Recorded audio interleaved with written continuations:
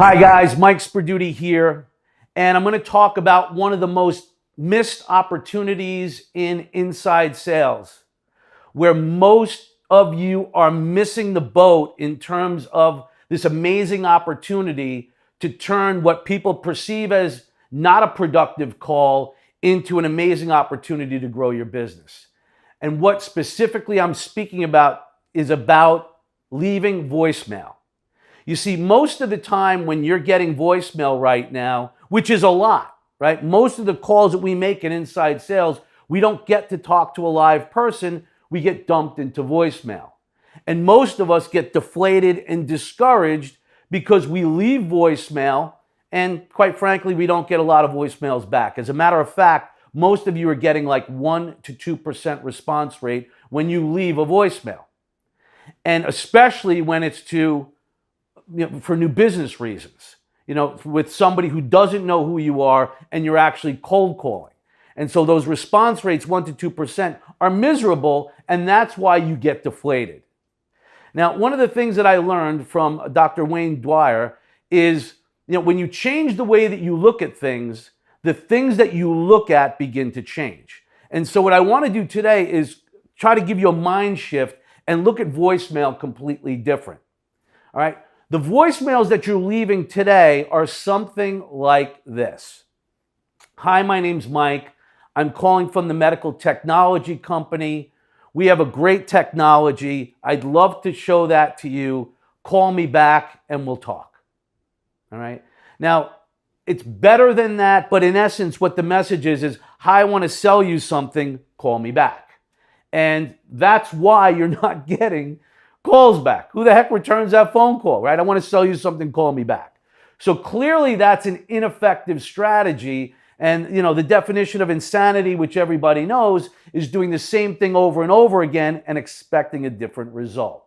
So now this is what I want you to try. And this is something that we're doing every single day in many different product lines, from brain surgical software to nuclear cameras to lab equipment to disposables used in the medical environment. All right. What you do is number one, you have to find out who the decision maker is that you want to talk to.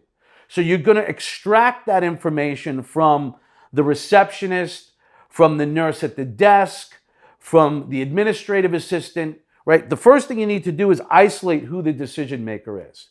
So when you're talking to the nurse, or to get to the nurse manager, you may say something like this. Well, Nurse Betty, who's responsible for setting up product demonstrations for the nurses? And Nurse Betty will say, oh, well, that's, John Smith. Say, okay, great. Is John available? Now the phone call gets transferred and you get dumped into voicemail. Now, this is where you don't get deflated. This is where you use your intelligence and use this message. You're going to say something on the voicemail like this. Hi, John. This is Mike Sperduti.